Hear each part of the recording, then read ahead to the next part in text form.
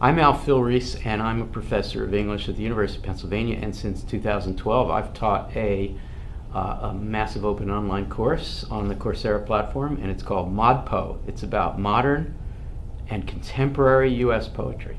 So in ModPo, in the main part of the syllabus, there are 82 poems and 82 videos. Each video is about a poem. The videos are not, unlike this now, a talking head. In the video you see me with 8 of my teaching assistants, and instead of lecturing, there are no lectures in ModPo.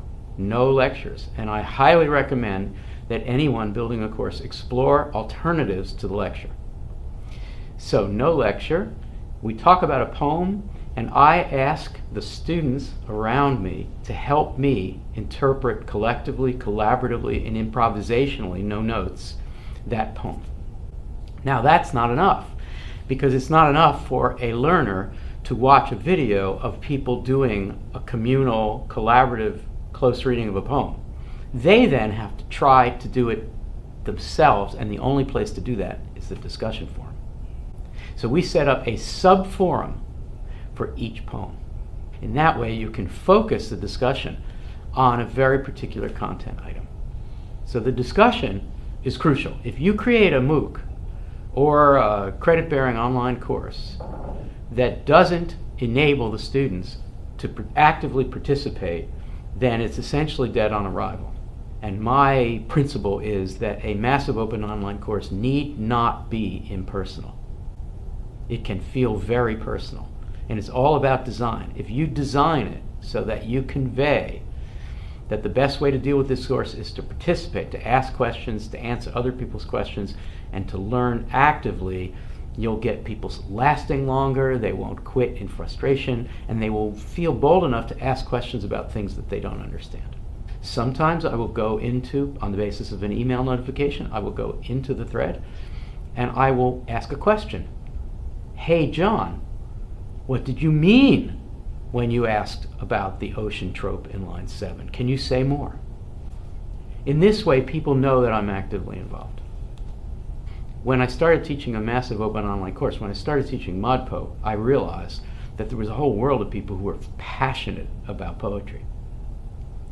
I was delighted and surprised. And so I've made it a point, every time I'm traveling for research, that we put out the word that Max McKenna, one of the famous TAs in ModPo, is going to be in Madison, Wisconsin on this date and at this time, and some local ModPoer who's in Madison is hosting a meetup. And we'll get 20, 30, 40, 50 people there. And what we will do at those meetups is we will record them, we will video record them, and add them to the syllabus so that the syllabus is alive. It's full of community collaborations. And there are many ways inside the platform, inside the course, to create essentially office hours. You don't have to travel to Prague to do this.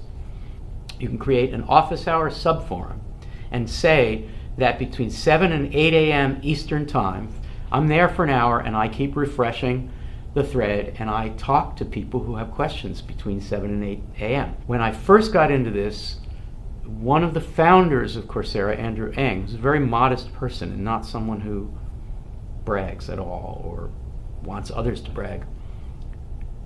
When I was expressing doubts about doing this, he said, would you like to be famous? And by that he meant, would you like to be very well known in the field of modern poetry? And of course, how could I say no? Of course I'd like to. He said, well, do this. You'd be surprised what will happen.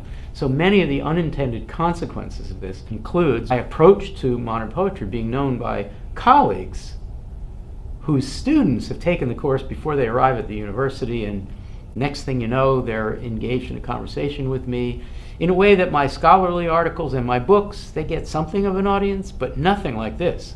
It seems to me a very legitimate scholarly collegial audience can be created from one of those things.